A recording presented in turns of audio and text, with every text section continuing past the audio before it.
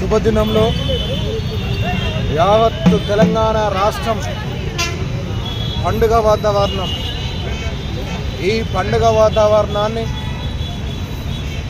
ప్రతి గ్రామ జిల్లా మండల స్థాయి వరకు మాదిగ ఉపకులాల ప్రజలందరూ కూడా 30 సంవత్సరాల సుదీర్ఘ ఎస్సీ వర్గీకరణ పోరాటంలో అశువులు బాసినటువంటి అమరవీరులకు అంకితమిస్తూనే రాష్ట్రంలో బలమైనటువంటి మాదిగ జాతి జనాభా నిష్పత్తి ప్రకారంగా కానీ ఈ సమాజంలో వృత్తులను అనేక రకాలుగా సేవ చేసేటువంటి జనాభా కానీ అందరికీ అన్ని కులాలకు ఆదర్శంగా నిలిచినటువంటి కులం ఈ జాతి మాదిగ ఉపకులాలు.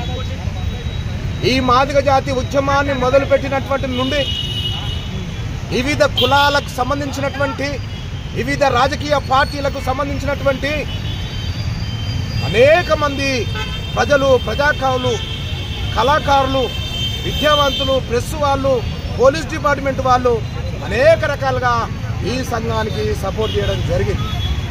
ఒక దిక్కు సపోర్ట్ చేస్తూనే ఒక దిక్కు రాష్ట్ర ప్రభుత్వం అక్కడక్కడ గత ప్రభుత్వాలు అక్కడక్కడ ఇబ్బంది పెట్టే పరిస్థితులు తీసుకొచ్చినప్పుడు ఆ ఉద్యమ తాకిడికి ఆ ఉద్యమంలో అశువులు బాసినటువంటి అమరవీరులను వారి ఆశయాలను కొనసాగింపుగా ఒక చర్యగా అనేక మంది జైలు పాలైనా ఎక్కడ కూడా ఒక నిబద్ధతతో వెనకడుగు వేయకుండా ఈ జాతికి రావాల్సిన హక్కుల కాడ అనేక రకాలుగా పోరాటాలను ఒక పదునైనటువంటి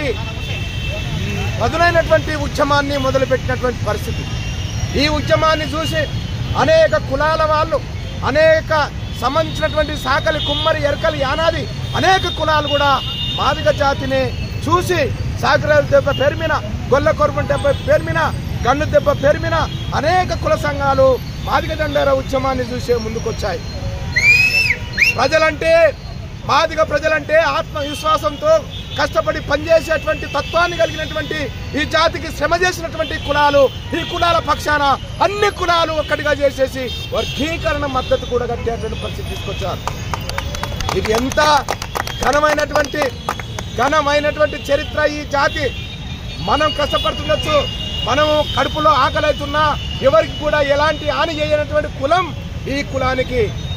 మొత్తం కులాలు ఏకమై ఈ రాష్ట్రంలో మేమున్నామని చెప్పి ముందుకొచ్చినటువంటి కులాలకు ప్రత్యేకంగా వందనాలు తెలియజేస్తా ఉన్నాను. ఎందుకంటే ఈ రాష్ట్రంలో ఒంటరి వాళ్ళు కారు మీరు.